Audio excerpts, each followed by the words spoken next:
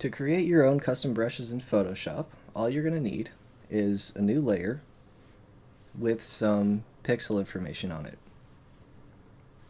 So I have the hard round brush selected here. There are no special modifiers on it yet.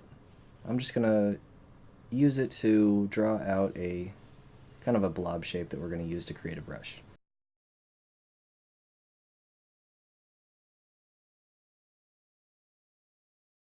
In order to save this as a custom brush, all you need to do, come over to your layers palette, hold down Control and tap on the preview, then come up to Edit and define Brush Preset. Name it whatever you want and hit OK. You'll find that your brush preview has changed, and if you right click, you'll see your new brush at the very bottom of your list in the brush preview palette. If you need to adjust the size of your brush, you can drag on this slider here.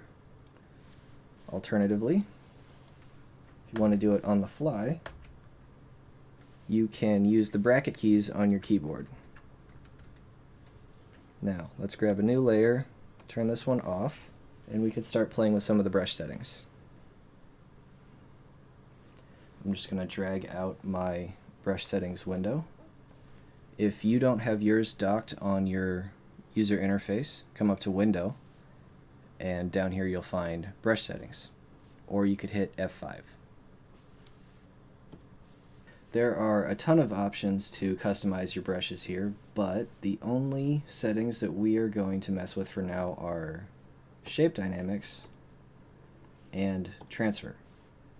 Under size jitter, change the control to pen pressure, and under transfer, change the control to pen pressure as well.